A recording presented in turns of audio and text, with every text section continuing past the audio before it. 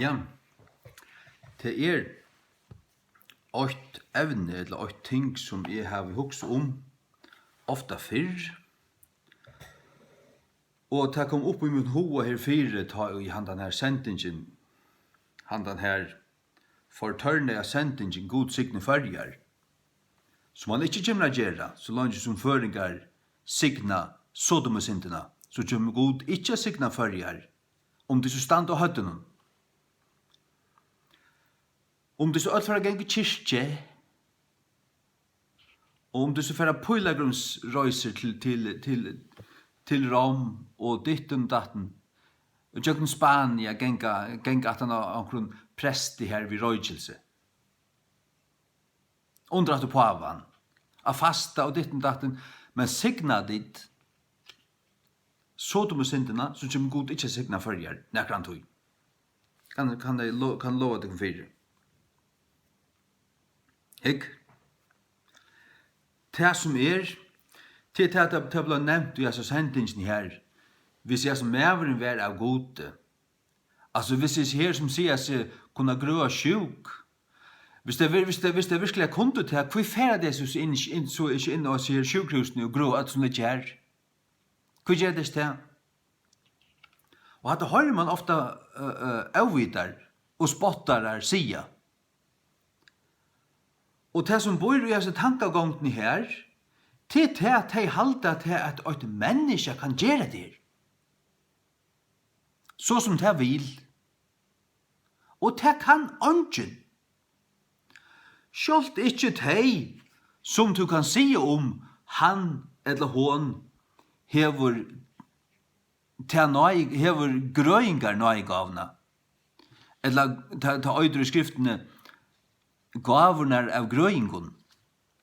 Eller gavurnar av grøying, the gifts of healing. 4 Korint 12. Hvordan så øyde det? 4 Korint 12. Ja. Ja. 4 Korint 12. Nudjo.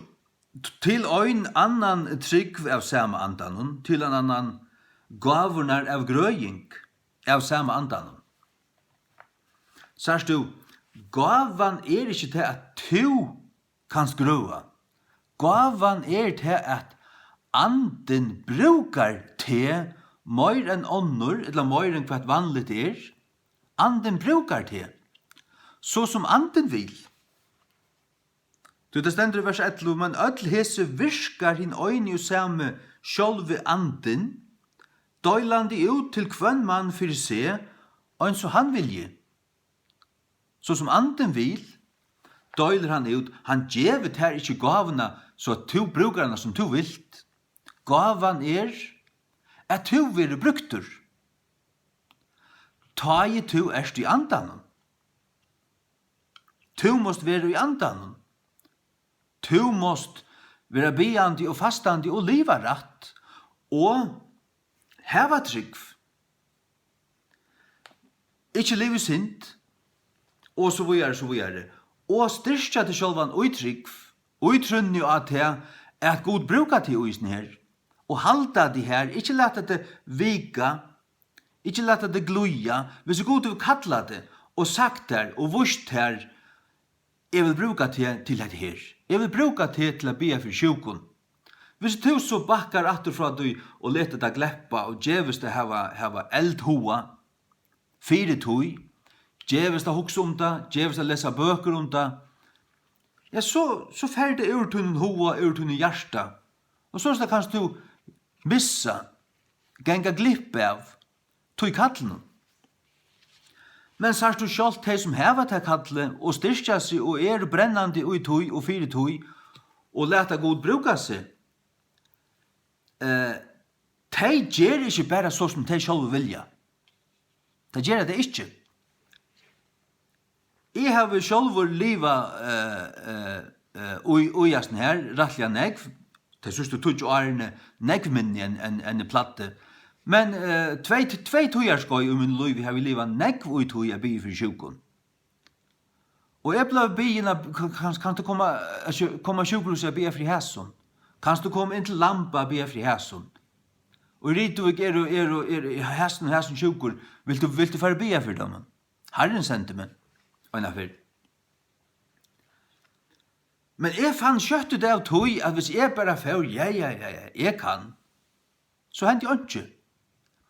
Men hvis jeg sier, jeg skal spyrja Herren, jeg skal søke Herren, og hvis jeg så gjør det til, fasta i øynde eller tvår, og være stidler og be, så vurste Herren mer, eller sier mer, eller gav meg en kjenslo, som bærast da ikke får. Ja, det er Guds vilje. Eller, her er ikke, det som høy støyn, her er fullstendig støyndett, så kunne de ikke si, ja, jeg kommer. Til at han nytter ikke kjør mer affære å bya, hvis jeg ikke gikk og i andan. Hvis jeg anden ikke brukte meg, så nytter det ikke. Da fann jeg kjøttet det av. Men ta jeg søkt i Herren, og som regel var det til Østen om nottene, at jeg be om nottene, vi angår ljøs i knele av sånne og be og knæfyr sånne, vi sånne, og så vurste Herren mer, og i sjøen, hva kom å hente? Jeg sa løtene ta jeg be for vi kommande. Men det var lukkelig sin lukka, så jeg måtte genge i trygg, jeg måtte fære. Men så det som jeg opplevde flere ferier, det var til at ta jeg før, jeg visste ikke hver vi kommande la, jeg visste ikke hvordan huset så ut innan. Ta jeg så kom, og jeg ble bevar inn, ja, han sitter inn i stovene, fær inn, og så kom jeg inn, og så sett han her, som jeg hadde drømt han, og jeg ble sett ur hinnen av båret, og lampan var appelsingul, og Bibelen lå av båren, og konan gikk akkur til handa. Og jeg hadde sett her og sjøen, mener be. Ta knapt ble fastur. Så kunne de bæra mun i ørender, Herren og sendt meg å be for der. Jeg har en halsan til den her og her. Og så kunne de prætika sin til fyrdommen til året som jeg finner. Kan jeg slippe be for der? Ja, og så be jeg. Og ta var det trygg. Du tar var det akkurat som at anden gikk undan. Jeg merste til at det var ikke meg selv. Jeg ble brukter. Nu var jeg bare kommet og Jesus det, som han ser an på. Og jeg kunne be og uttrykk, og det gjør de så. Helt ørvesen enn hvis det bare var i vevn, varst du. Og be for lamma om falskje, be for falskje som som fikk anfall, reglulige, og han ble grøtter, tannmæveren. Han skulle i skannaren atter 2 dager søttene. Og han får i skannaren, og hos den svarte pletteren i høtten, han finner ikke høylabløying, varst du. Eller var ikke det høylabløying? Jo, åtlandet var hent, han var ferdig å få anfall. Og svarte pletteren var vekk, og i høylandet, og han fikk ikke anfall 18 til. Han finner ikke anfall et halvt år til, og så er det ikke korrekort fra noen. Og med han bygge fyren her, stand at han vil legge hender av han, så sier anden med meg, sier vi han, at han kommer å få korrekort i atter, så kjøtt som til gjør litt. Så sier det vi han, anden sier vi, men du kommer å få korrekort i atter, så kjøtt som til gjør litt. Og det var noe som han ikke har fortalt meg. Det var at laknene hadde sagt at hvis han ikke anfall fikk utrydde måneder, så fikk han korrekort i atter. Og han fyrir så til skannare månederen etter, hette av leierkvalt, i Bæfyren, han fyrir skannare så i havn, og ikke svarte plett vi høtte noen, og han fyrir ikke anfall atter, det kan ikke trudje måneder, og han fyrir korrekort i atter. Og det gikk fullstendig ut så som anden sier ved meg. Så du, jeg visste jo ikke, jeg sier bare, anden gav meg trygg, jeg sier det som anden gav meg, og anden gjør det da. Det var ikke jeg. Sånn er det at man søker god fyrrøyka seg fyrst, og hvis anden sier fær, og du blir via føla det, hvis du så færst, så er det Guds ambo. Og så var god brukte. Og så behøver du slett ikke være så rævlig ekvislig, eller nekka, kommandera, nekka, hva skvett? Jo, ta ganska gjerst du da, ekta. Vi and og kraft, og vi sannføring, vi trygg, ekta er trygg, som anden tar av givet der. Ta samme var, jeg var innan for bjau over, jeg kom og bia for en kone som var lamma. Helten av kroppen var lamma over. Da jeg søtte for meg, hun lå av sjukhusen i havn. Hun var blevet lamma for noen vikken siden. Lå av sjukhusen i havn. Og vil du komme bia for henne? Jeg sier, jeg skal spyrja godt. Og så knela jeg ved sånnsjene og be. Og anden visste meg. Vi kom inn i en bygning. Vi gikk om en lenga gongt, helt til endan av gongtene, og så fører vi inn til en hår til høyre, og så la hun i en sjong som ventet ut etter å møte horene, høtte ut å møte horene. Det sa jeg, ikke mer. Men jeg sa det her, så jeg måtte genge trygg. Jeg sier, jeg kontakter deg og sier, ja, jeg vil komme. Så fører vi vidt. Jeg fasta i den dagen. Så kommer vi inn her i hospitalet, da sier jeg, hun er akkurat flott. Og da var det flott i en annan bygning, en gamla svarstan träbygning ovanför hospitalet. Og hun var flott, altså 18 natt er seg sjøvna. Det er så sjøvna klant 2 om nattena. Hun var flott klant 5-6 om morgenen. Søtte deg. Hun var akkurat flott her, og i morgen søtte deg. 12 i morgen altså. Vi kom altså inn, spyrja hver en ligger, og så kommer vi gengande, og sjøvnen ganger opp. Vi fer etter en lengre gongt, horen hver hånd, til høyre, nere endan av gongene. Vi kommer inn, hun ligger ønsomt her, høtti ut mot horene, her ligger hun. Og jeg ble lukket som fastur. 2 menn var meg, jeg ble purast, altså, akkurat som Jesus, akkurat som Peter, altså, tyvet ikon. Det er en høyla løtta, ikke tvattla. Nå ber vi for seg konen her, og ikke roks. Du vet det? Og tar sier så, han som kjente henne sier, vil du komme og be for det? For der. Er det i orden? Ja. Jeg legger så henter henne. Og bygge, og bygge tunken, og bygge, og der. Og ikke henter på en her ta. Det kan ikke gjøre vi. Men tar du bygge, så sa du takk for åkken, så får vi det stedet. Og hon fikk slett snakke, eller nekko pura deg, tungan deg, og kroppen, helten av kroppen var simpelthen lammaur. Og hette var altså i en jævlaferie, jeg gikk skole i Rettjavik, så fyrir jeg sted. Og da jeg marsmannen var kommet, så ringer en mever i fargen og sier til at hon kom ut av hospitalen, nå gonger hun her turar her bort. Og først gikk vi stav, og så ble vi bedre og bedre. Men lammelse fjør. Det fjør. Og så var det også en ære i alle ferier. Det var bønt åren, det var 4-5.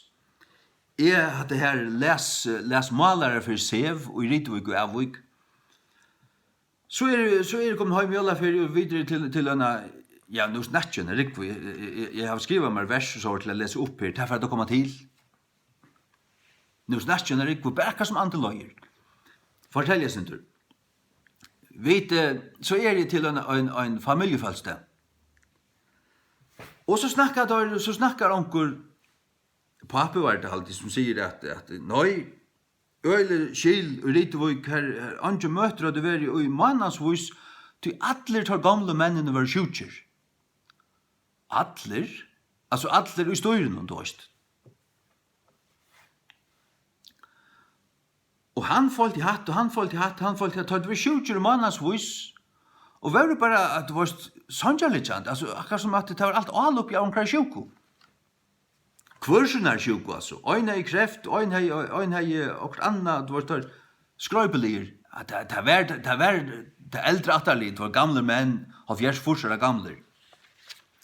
Og da det ble sagt, så kommer anden i meg og sier det ved meg, og du skal be for dem.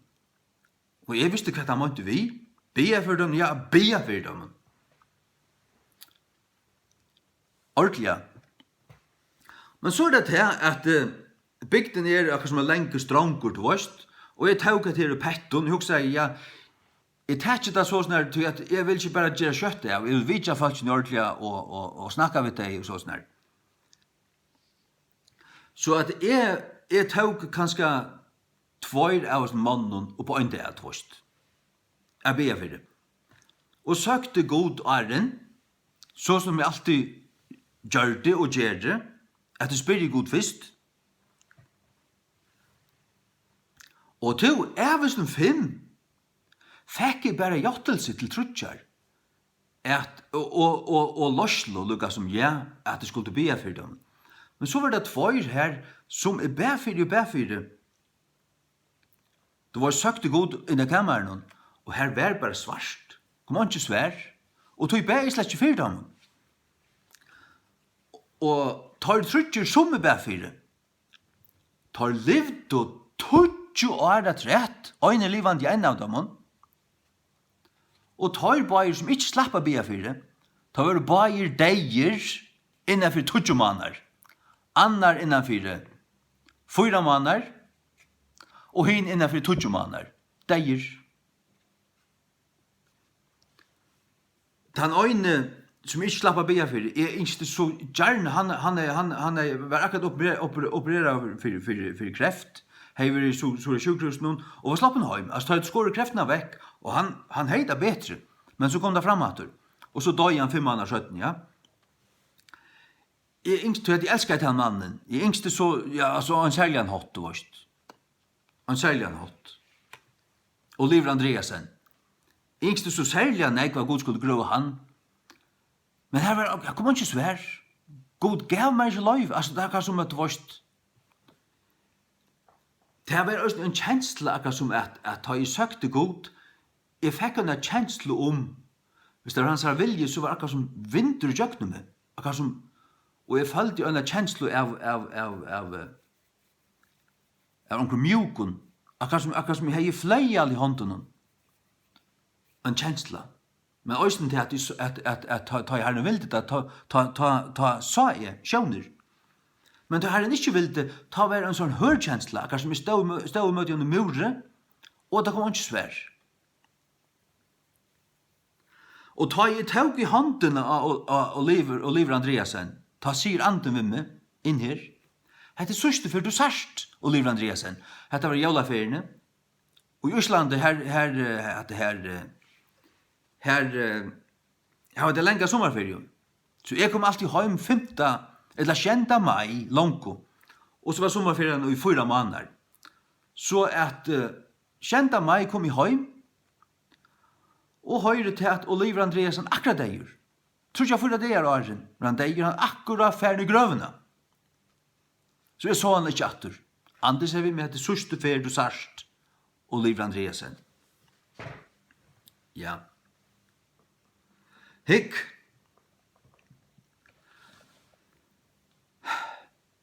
Det her at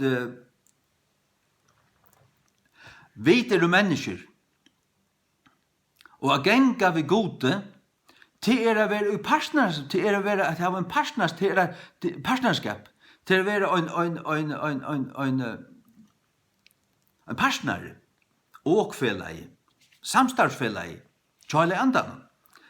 Og til sånn at du er hans anpå, han er ikke tøyn treller, eller du gjør ikke vi han sånn som du vil.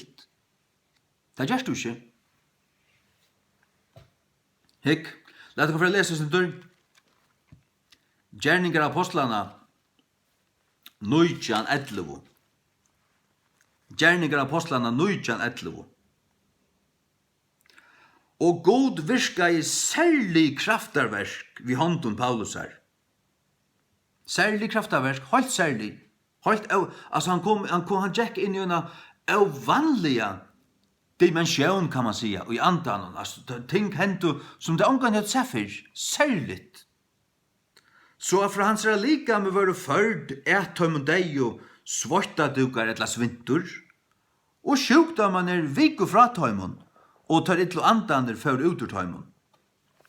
Hatt stendig bara som döme, men god virka i særlig kraftaverk vi hånden, by the hands of Paul, by til vi bruk av.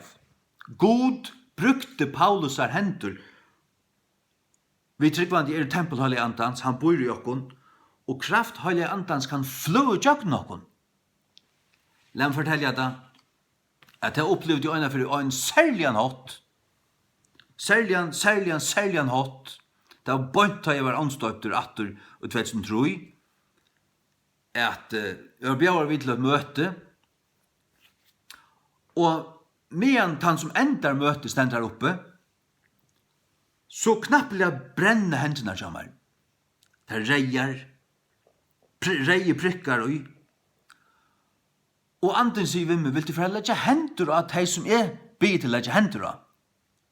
Og jeg sier, nå? Hva nå? Han sier ja. Jeg sier ja. Så røste jeg meg, og for gengande bare spekler. Og hvis du andre var i meg, jeg hørte. Og ta i hitje, så sier han, legg hender handa. Så fører jeg inn i mittelbanken og legg hender av. Halt spek, bare legg hender av. Og bare innan henne. Forstår jeg ikke? Så stittelig som jeg kunde. Så ventet jeg meg vi, henne mennene, så så jeg en kone her, for jeg legg hender av hessa. Hun måtte lengt inn, jeg stod 18 for henne, tog høtte, og ta på henne særlig høyder. Og her leie hender av øyne 2, og så stekket jeg det. Det var bare øyne 2, tror jeg, som jeg leie hender av. Og så stekket jeg det her i hånden, og så sette jeg meg etter. Atten av møtet kommer med over til meg og sier, du leie hender av verme over mine. Hon har diskusprolaps, nyast i rikkenon, holdt nyalige. Jeg halte av diskusprolaps, takk meg ikke holdt ut ut, det var i rikkenon. Jo, diskusprolaps, 90% sikkert var det det, 90%. Og hon fortalte meg det at du komst attanfyr og tøkst høtti og en eld og en varme for nyrjøkken alla rikken og grøtte rikken. Og hon ble frusk. Og jeg visste ikke. Jeg visste ikke at hver er folk kvært eller nekka som helst. Jeg gjør det bare som andre sier. Og hon ble frusk. Øyla stått litt. Helt almindelig stått litt. Ja. Det er det som man kan oppleve. Og hvordan jeg finner jeg det her? Jeg bygge. Og bygge. Ja. Hikk. Gjerninger av apostlene 8:28. Faktisk ble på denne her. Altså, som et uttrykk, altså. Gjerninger av apostlene 8:28. Og til ber også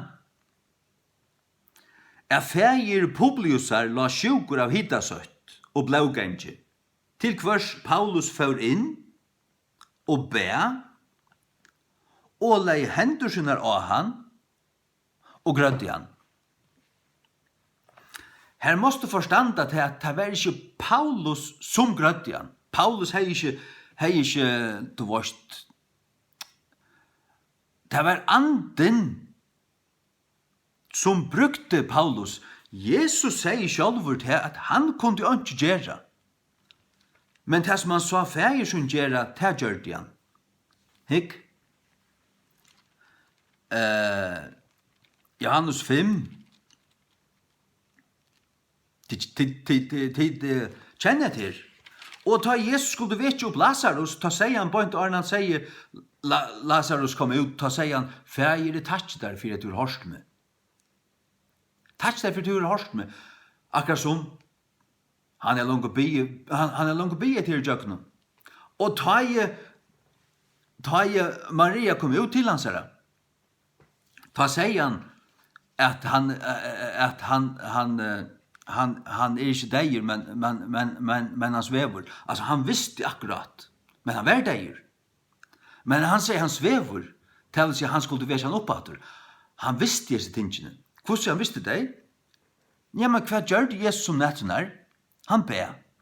Og hva hendte da? Jo, han sier fægir, altså fægiren i himmelen, åpenberer ting for henne. Nå vet vi til at Jesus var god kommende kjøttet, men han var lakkavur, han tog av seg mannamynd. Altså han fer fra til fotle dørden i himmelen og gjørdes lojen, enta lojen til deg av krossen, så som Filippebrev 2 tåsar om. Han avkladde seg dørdene. Men han var god kommende kjøttet, men han gjør det jo ikke under for en halv anden kom over han. Tog er det han sier til at han kunne jo ikke gjøre av seg sjálvun. Tikk, Johannes 5, 19. Jesus tog til åra og sier vi tar, sannelig sier tikkun, soneren kan ikke gjøre av seg sjálvun, utan det som han ser feiren gjøre. Utan det som han ser feiren gjøre. Til hver ting som helst i han gjør, hese øysene gjør soneren lykkaløys. Og til å genga ui ta med gjerningen som god til å give okkuna gjøre. Så Jesus tåsar øysene til at han gjør det tar gjerningene som han finnes av ferien å gjøre. Til vers 36. Johannes 5, 36, ikke? Men jeg har større vittnesbord enn tann av Johannes. Til at verskene som feiren hever givet mer fullgjera. Verskene som feiren hever givet mer fullgjera. Til i siste enda verskene av Golgata krosset, men til òsne at verskene han gjør det. Alle verskene som han har givet mer fullgjera. Til òsne at undrene. Feiren hever givet jo noen teg. Just hatta, varst hva Jesus i morgen kommer til å møte hæsun, Jesus visste, han sa, hvordan sa han? Feiren visste jo honom. Utan det som han ser, feiren gjøre, så du feiren kom rundt han, feiren viser hva han atler gjøre, og så gjør vi det. Og så det god og i okken som gjør verskene. Ikke vidt. Hoksa der til. Ja. Det verskene som feierne vil give meg fullgjøre, til som verskene som gjør, ber vittnesbord om meg at feieren har sendt meg. Sagt du?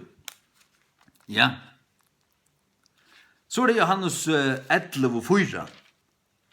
Johannes 11:4. Ja.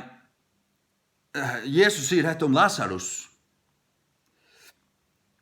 Fra troi, ta sendu systrar hansra til hansra siande, Herre, så i han, kvann du elskarst, sjukur. Ja. Herre sjukur. Ta Jesus hørte til å si han, hesen sjukdomur ikke til deia, men fyrir dård Guds, at sonur Guds måtte være dårmettur her vi. Og til òsne til at ta i vid sleppa å gjøre under og Jesu navnet, så det til tess at sonur Guds skal være dårmettur her vi. Til det som det og tog det kanskje òsne til at ta i nekker spottare sånne av kringvarpen, nekker frafallende develrenter, Sodom og signande babsa lorstendar, komma av kristelige møter, og filme her, og sitte her som nekker støyner under klottar, bare kommer at eggløya, og at her er godledelse slett ikke spotte av slukken drumpen. Så der samlet seg en tvei folk som ikke en gang trykker at er gode til, eller totaler ateister, og så ble det ikke grøtt nå, det er falskt. Men så gänga när det är så ligger det ute på portalen och så skriver en läng räcke av folk som var och mötte sig. Jag var här, jag får fram, jag blir grött. Jag var här, jag blir byn för tog, jag blir grötter. Och en läng räcke, Jag vet att det här. Att de som kom ärliga og de mång vera grøtt. Men kanskje ikke øll. Men en maver som hever seg tennastna som Hans Berntsen, altså han heldur et allmänt møte, hvor folk kommer fram, han blir ikke under for øllun. Onkel blå grøtt, onkel ikke.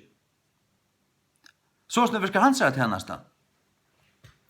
Men som jeg fortalte til, det som jeg vil oppleva til at jeg søker god, og spyr han, innskjer to av grøa vi kommande? Det ut under planene? Tog at her stendur, hessen sjukdommer ikke til deg, som jeg fortalte i bæ for 5 måneder, 2 døyo, og trutjer ikke. Og god visste meg hva kom av livet, og tar livet og 20 år trett. Da kunne alle være deg. Men tar som ikke slapper ved, for tar døyo. Ja, og så snart ble Guds navn dårdargjørst, uthøy, varst du. Ja, halleluja. Sagt du,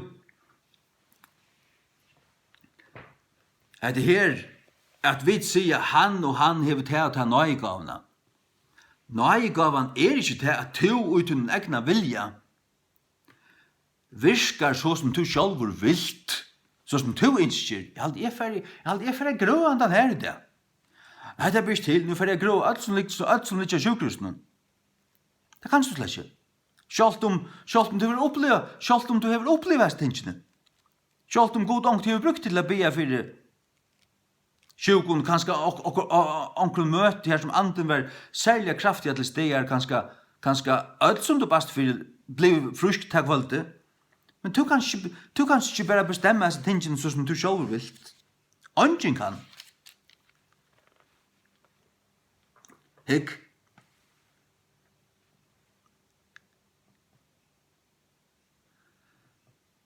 Ja. Det stender i Romerbrevnen 12, fra vers 6. Hevande ta gavur som frabrygtande til imsar.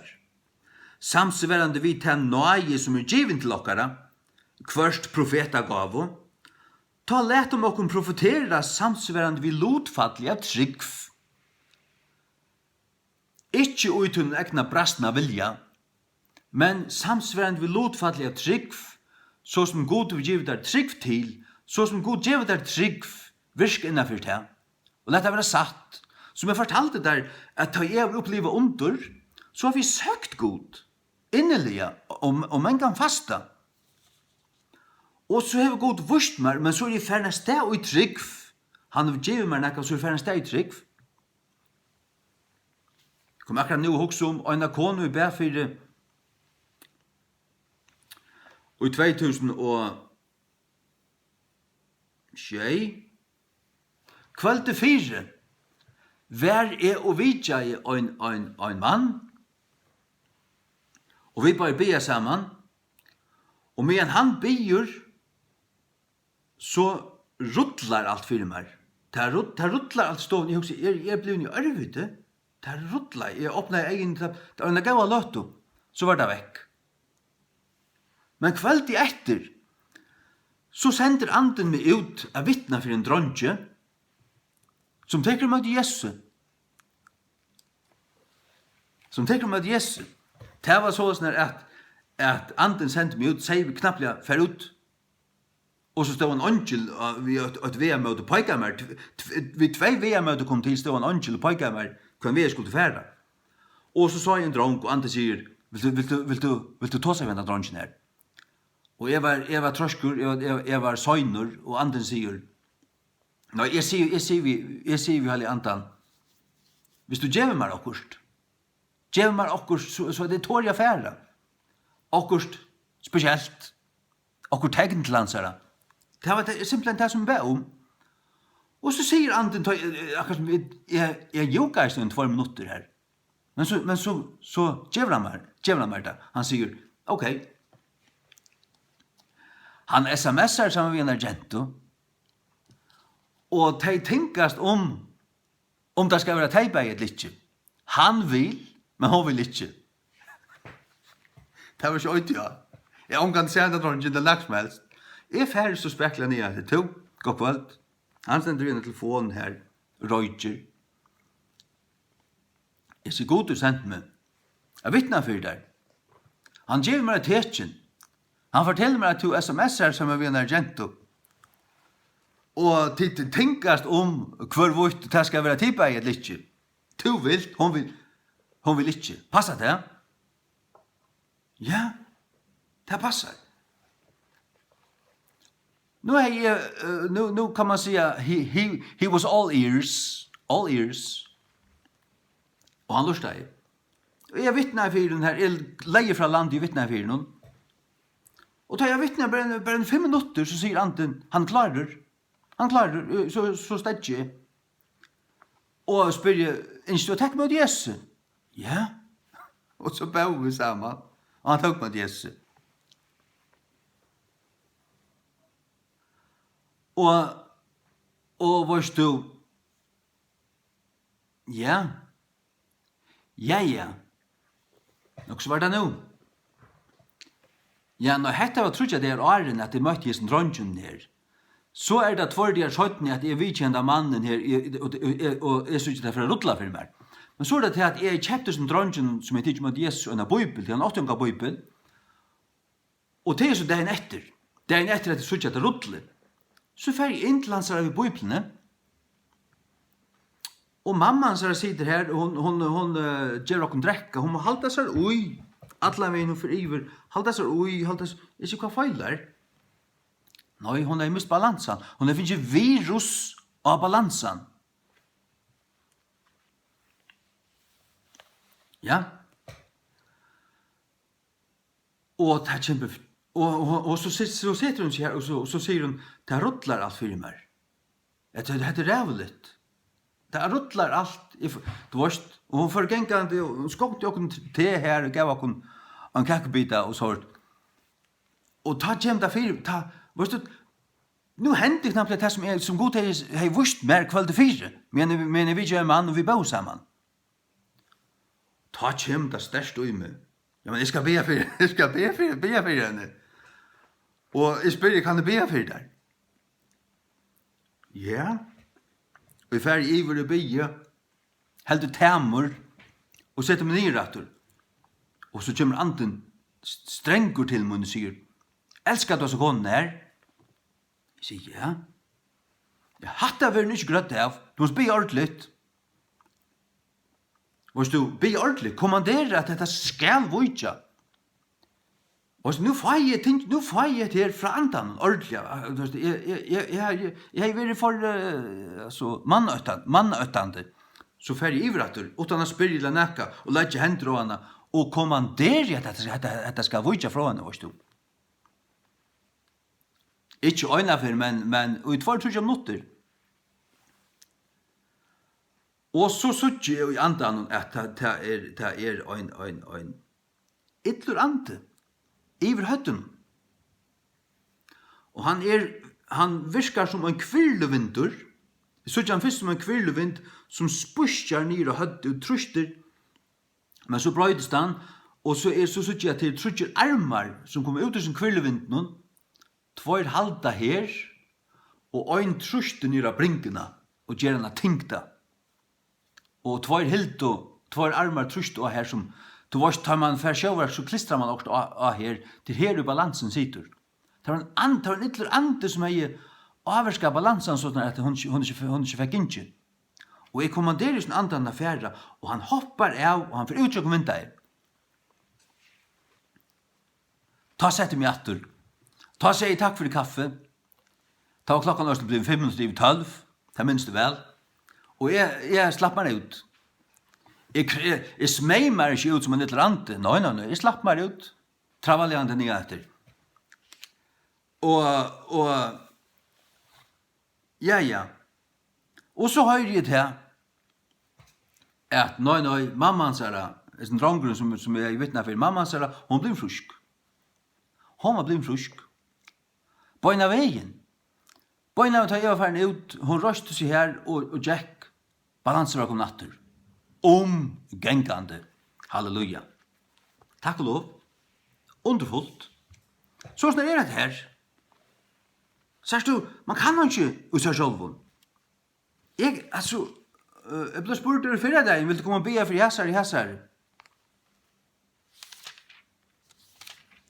Sverige omgående, ja, finnast det, nøy, boja nu, slapp av, la meg spyrja god. Til retta Sverige. Johannes 15:5. Johannes 15:5, her sier Jesus, vintreie, tid grøynanar. Han verer i mer, og i hånden. Hin samme ber fram midlan avvøkst, til at utan meg kunne tid ikke gjøre. Utan meg kunne tid ikke gjøre. Vi kunne ikke gjøre utan Jesus. Vi kunne ikke være leisriven av hånden, bare lukkast bestemme oss selv og si at jeg bestemmer meg til hatt og hatt. Nei, det kunne Jesus ikke, det gjør det Jesus ikke. Ta han vær å gjøre, ta han Jack som menneskesåneren, sånner god, menneskesåneren godkommende kjøte, ja. Men han sier, selv han sier til at han kunne ikke gjøre av seg selv. Kunne vi så gjøre noe av oss selv? En minne. Til Jesus heier andan utan mat. Utan mat. Det stender i Johannes 3. Det vil si at vi tar andan etter mat. Hikk. Johannes 3:34. Til at han som God hever sendt, talar årene tja gode. Til at God gjør ikke andan etter male et hånden. Et hånden, det merker hånden. Åt honom av svenskun. God gjør ikke andan etter male et hånden. Det vil si at okkon til okkara gjør god andan etter male. Det løser vi det, Johan. Vi løser det i Rom 12. Det var det lese 18 nu. Hevande ta gavur som frabrygdande, samsverande vid ta nøye som given okkon, kvørst profeta gavu, ta lett okkon profetera samsverande vid lodfadle. Samsverande vid lodfadle av tryggv. Edla tænastu, lodfadle. Det vil si, sånn okkara mat. Sånn ekva trygg som vi hava fra andanon, og i andanon. Jeg har omgående haft trygg som jeg har sjálfur oppumpa. Ta jeg har vi haft trygg som vi anden giver meg da. Og ta det vi andans trygg, det vi Jesu trygg, Guds trygg, som jeg har finnet her til akkurat tann gjerningen. Og til og i munnen for, jeg kan bare si så som jeg har opplevd det, at det til god viser meg da åren. 2000 dager, ein dag, 2 dager, åren, og så det her, det var hetta, og så ryser det opp, og så brøydes det.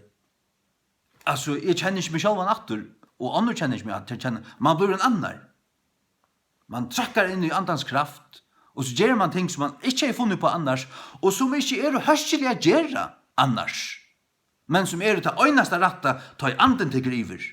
Ta du fast han gjerningen å gjøre fra andanon, så det øyneste ratta at du djervor og byr ordentligt, og ja, onkel vil sagt du svekur.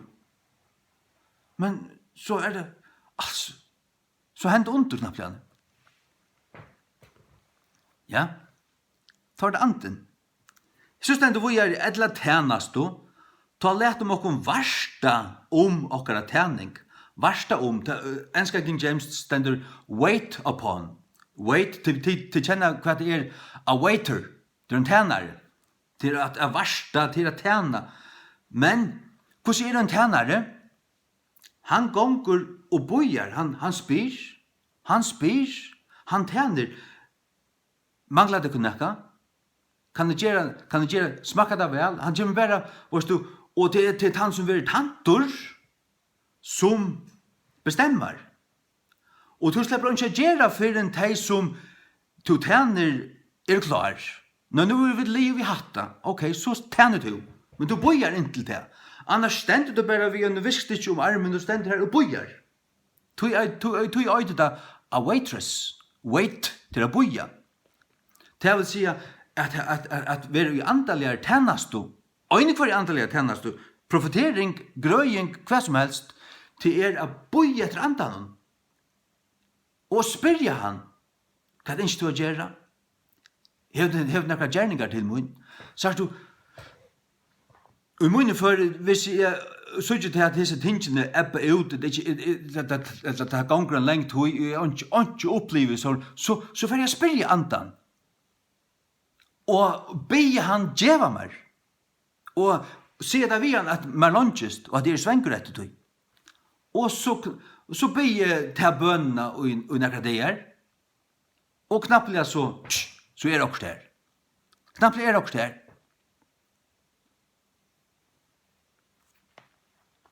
Ja. Nei, jeg ber øyne for en mann i arbeidsplassen. Kommer vi over inn. Men anden er vakt med klokken 5 om morgenen. Fer opp og be.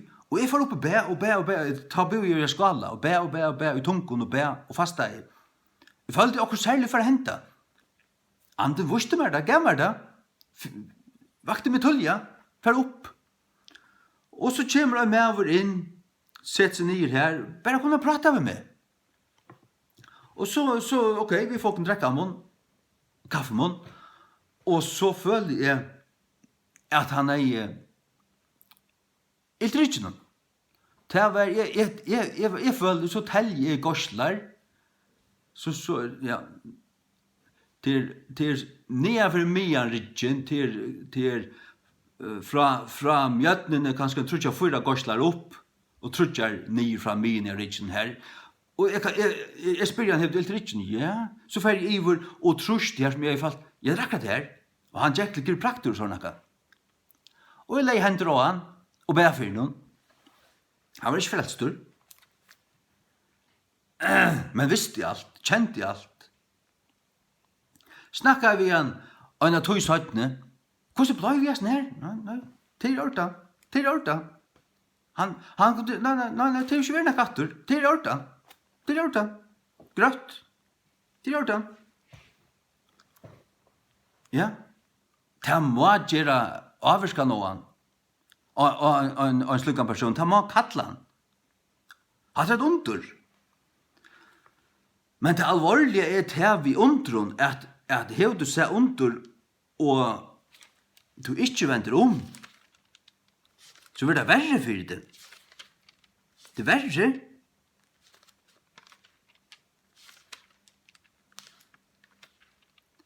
Ja.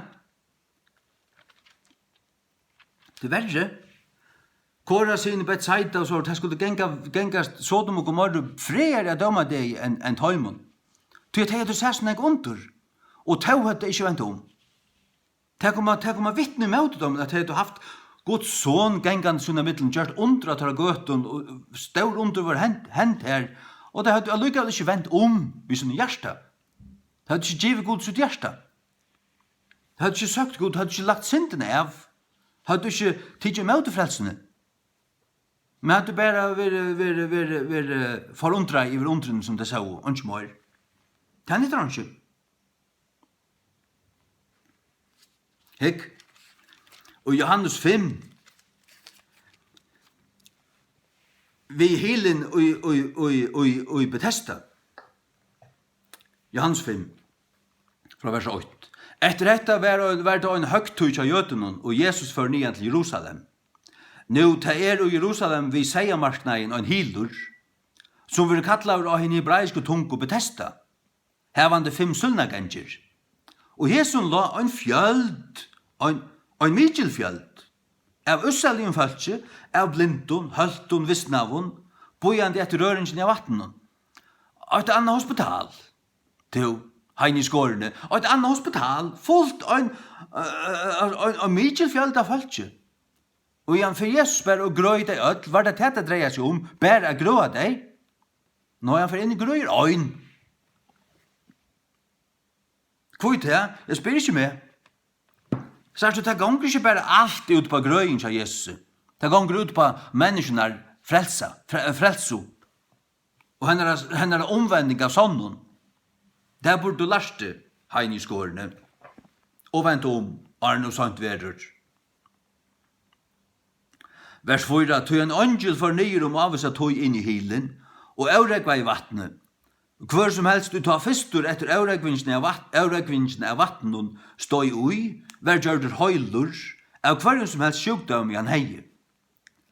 Og en avvisur mevor vær her, som hei en voikløyka 38 år. Han hei haft en voikløyka i 38 år, 8 år. Da Jesus sa han litja, og visste at han vært nå i lenga tog i torrstøvene, sier han vi han, vil du være gjørder høylur? Sjå han det vil han til. Men han spyrir lukka, vil du være gjørder høylur? Han ussalig meveren sværa i honom tion, jeg har vi omgang mann, ta i vattnet ved Eurekva, jeg seta meg inn i hilen, og ikke kunne hjelpe honom inn i hilen. Han omgang gauan som ville bæra han om han i hilen, ta i vattnet ved Eurekva. Men medan komme, støyer en annan nyer undan mer. Jesus sier vi han, rus opp, takk opp sangtunna og gakk. Og i stunden var meveren gjør høylur. Jesus kommanderer, og det henter. Sørst du, hvor kom Jesus her bare og grøtt i øyn? Han sa en avvisan mann, hantan. Her han. Hantan skal du grøva. Hvor er det? Jesus har sett det. Så var det han sett det. Han kunne jo ikke gjøre utan det som han sa ferien gjøre. Han sa ferien gjøre. Det gjør det han. Sørst du det?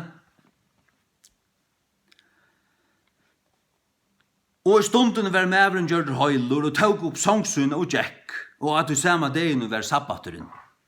Ja. Sørst du? Og i gjerningen 8, her stendet det om Peter. Hver det? At Peter sier, Jesus Kristus gjør det fruskan. Halleluja. Nå må jeg lukka finne det. Gjerningen noen. Gjerningen noen, ja.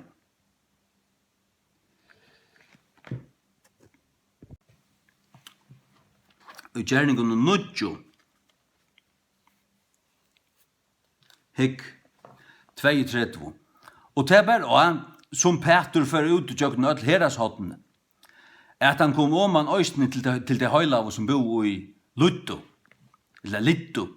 Og her fann han en avsann mann, nevnte han Eneas, som hei passet sangsøyna 8 år. Han var sånn litt i 8 år. Og var sjukur av lamningen, han var lammaver. I 8 år han var lammaver. Og Peter sier vi han, Eneas, Jesus Kristus gjer til fruskan. Røys til, og røy opp sangtøyna, og han røystist alfrjøyt. Jesus Kristus gjer til fruskan, ikkje gau Jesus, det din vilje.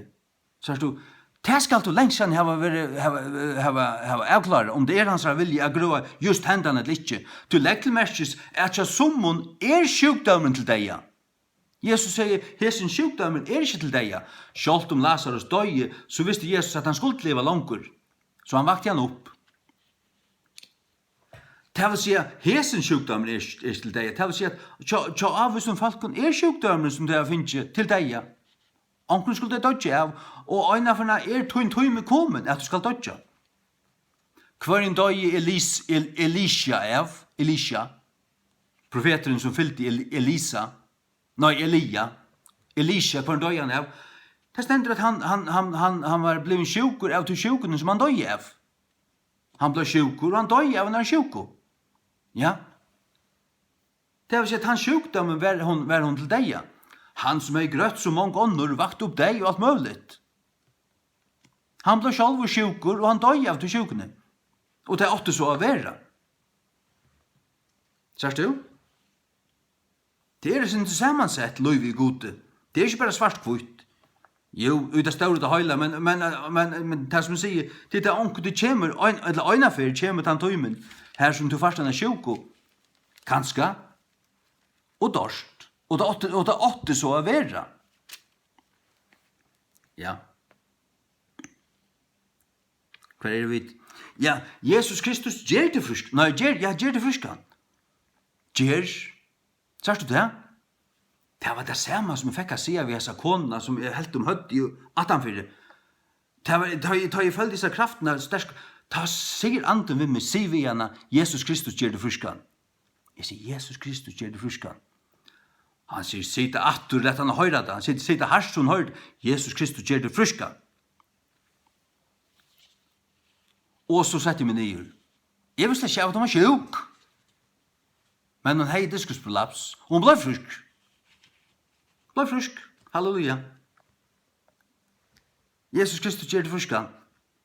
Ikke sjukan, friskan. Halleluja. Hatt av det, amen. Jeg må fortelle en hending. Det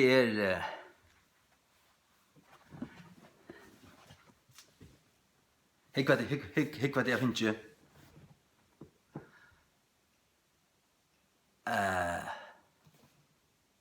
Acts and Monuments of the Christian Church, Volume 2. Jeg finner trutja sånne bøker fra rattleseren sammen. Det er en fotografisk endurprenting av Fox's Book of Martyrs fra 1640. 1644. Tudjunda utgave av Fox's Book of Martyrs. Halvdige. Original printing, det var øyelig flott. Halleluja. Så hatt er for å lese sin drøy, og her vil lese sin drøy. Det som skulle fortelle, det at øyne for jeg var til å møte. Jeg har tidligere mann av hvordan det før, det var lommannen, og jeg sitter så her, og en eldre med av taler, sindre eldre, 40 år også året, jeg tror en 20 år siden. Og det var motstøva, og i møte i hånden, det var onkel folk, halvdige, som hette av den mannen, det har de 18 år, det visste slett ikke av. Men jeg sitter her, og knappt jeg stekker møte opp, han stekker, og han sier tvert, jeg har blackout, jeg får slett ikke tåsa. Jeg vet ikke hva jeg skal si, han var purast av, altså, slina ut, og i andan. Og han ble bløyker, han miste lit, simpelthen. Og jeg låt i egene, og bia sin til andan. Og så sutt jeg en stauran svartan fugl fligva og i ring inn i salen. En staur svart, altså større enn en kraka, altså, du vet, en staur svart lenk og vantjon. Og jeg blir som øyr, og så sier andre ved meg, fær opp og les året det som du fikk som mannakott, fyrir noen, og legg hånden av pannen og sånn, og bli fyrir noen. Og jeg fær så gengande opp. Og ikke vær jeg vel domter heldur, og heldur han, jeg var ganske negverre domter i tog stenen her. Snakk om å heta. Hvor det var, det var ikke. Det var alt lis over og tvattl, satanisk tvattl, alt sammen alt. Men jeg tar som mannakotten til Fyrsta Mosebok 15:8. Bojan.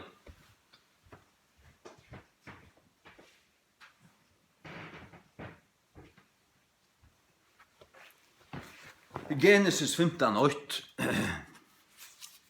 Jeg gjør det som anden sier, hva ikke mørla minne? Ikke mør, ikke minne. Jeg sier at jeg har en holdsan til dem fra herren. Ja. Og så leser jeg henne. Etter hese tingene kom år herrans til Abrahams og gjønne sjøvn, sigande. Øttast ikkje Abraham.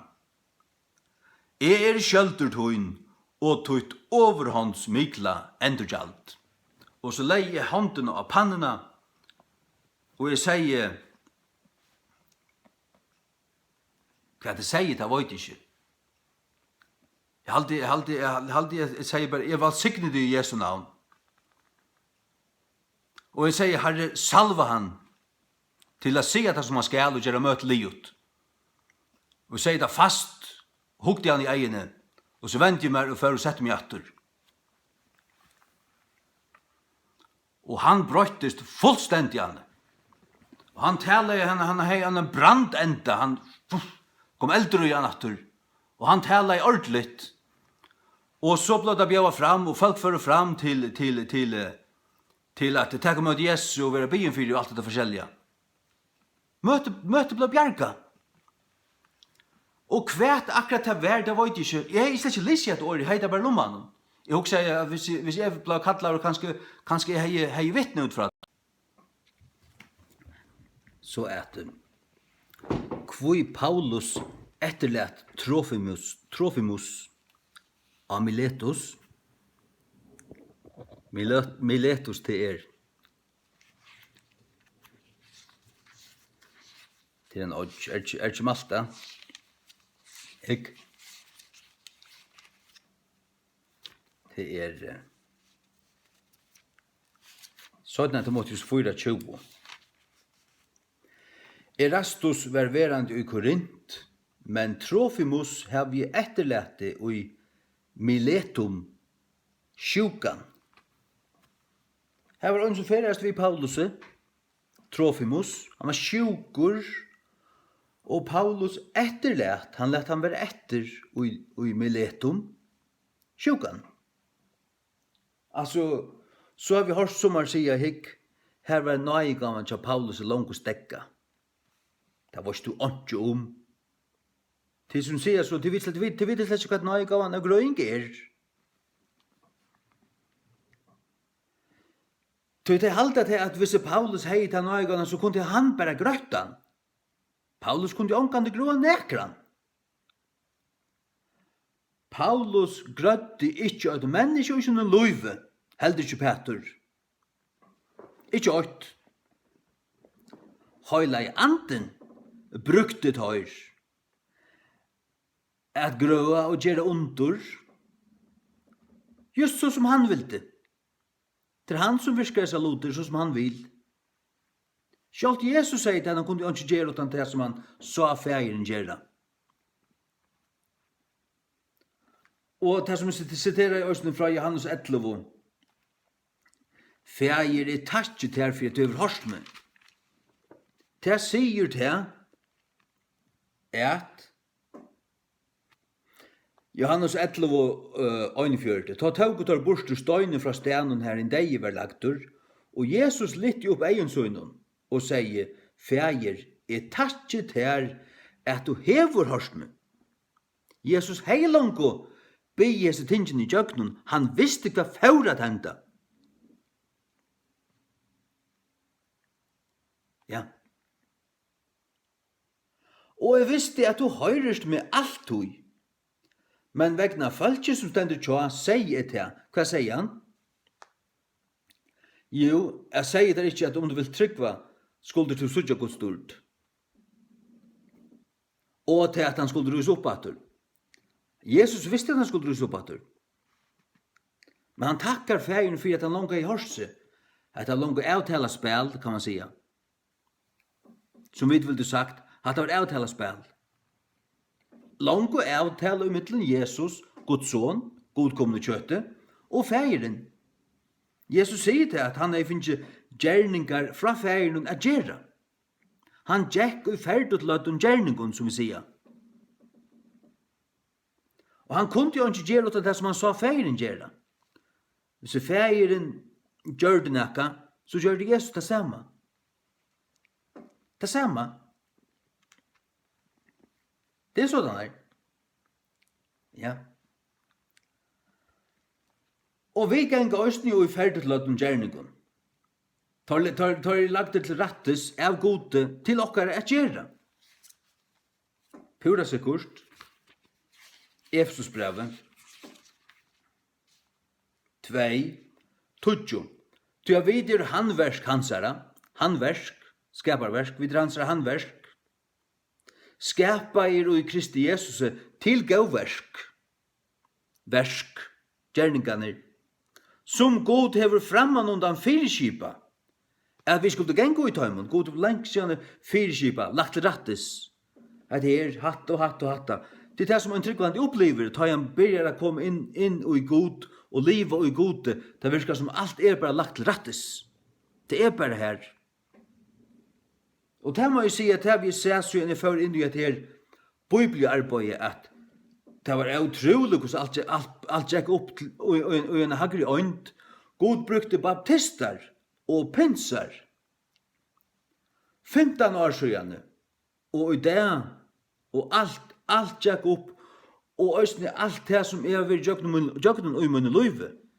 Nå skiljer jeg for til Hetlands, hvor jeg skulle just til Østlands, og ikke slapp inn av skole i Danmark, men i Østlandet. Hvor jeg skulle bygge 6 år i Østlandet. Alle disse tingene her, god fyrrøyga meg til en gjerning. Og den gjerningen sier god firma langt i 96, jøkken 2 profeter som kom fra Kalifornien. At tar så ut til god fra god til at jeg kommer til å bøyplene. Det tror jeg slett ikke på. Det gikk ikke opp for meg før jeg var livet til å bøyplene. Etter at du sagt det. Så snart ganger man og ferdig til den gjerningen. Det øyneste som du måste hava til trygg, men det først fra gode. Henne først fra gode. Og du mal av trygg. Og du skal vilja. Du skal si ja, ta i god kallat det. Og bare genga, bare færa sted. Og han sier hver du tjenest er. Så færa sted, fær vekk hver der, fær. Det som jeg ikke kom til å si, vi var ikke en mann som jeg har en holdsan til, det er at jeg tykker at det året her kvita brøtt igjen, det røste han opp at du gjør det han sterskene, akkurat det, bare et vers. Jeg har ikke spørst han om det atter, men jeg vet det, at i ens liv det sånn at god ångte taler spesielt til togjen. Ta han veldig ut, ta han legger tunna kaos, ta han signa det, ta han legger sin andrun, ta han legger sin fingraprent av det vorst. Og jeg trygg for jeg god å tale hatta vers onko du særlig til hansara, ta jeg god hever lagt hansara grundarstøyn, under hansara troarløyve. Så som det stender til Jesaja 5,5. Er ikke her? Det det 4,5.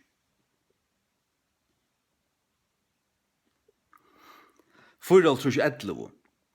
Og to nøyvda sifta vi ødnarvinde, og ikkje ukka. Så jeg vil ledja tunnar støynar vi fagrunlitun, og ledja tunnar grunnvødler vi safirun. Hatt det som man opplever tar man nøyfrelstur, god. Man har noen særlige møter, god legger, man blir etableret av. God legger tunnar grunnvødler vi safirun. Det det som jeg sier til at Guds ande vil gjøre meg hatt til hansara, bare fær opp og lesa det her. Lesa det bare. Og leie hånden av pannene og sier 2 setninger, eller øyn, altså det var bare bups. Og så førjes det. Og ta gav noen kraft, så at han anden som ville binde han, og som bant han, ble sliten, blekkar ut, og møte vente 140 grader. Men det var ikke jeg. Det var, hva var det? Ja, det var det at man er bare lusta, og bare gjørst. Forstell at hvis jeg hadde ikke nytt deg, Jeg får lese et vers her, og det er ikke hånden og høtten, og man, hva vil si han, men, kvita virka I, kvita brøtt I alt, til det gjør det som anden sier. Anden arbeidde, anden styrste han, tendre han atter, og gav henne kraft, så at Guds kraft og honom røys opp, og kunde brauta de 4-5 menneskene som bunte han nyer og heta av han og kanskje bau imot I honom. Det som djävulrent folk, som ber imot folk. Ta vet det. Men her var han etter andi inne, og han flei inne, og han finner rum I selen. Men han ble bråten av Guds kraft. Halleluja. Men det skal blandas vid trygg. Året som var prætika tøymen, som av de gamla testamentet, gagna I tøymen ikke, til at de var ikke blanda vid trygg. Stendur I Hebreabrevet tror jeg. Det skal blandas vid trygg. Du må trygg hva du, og genge ut, fær ut fær.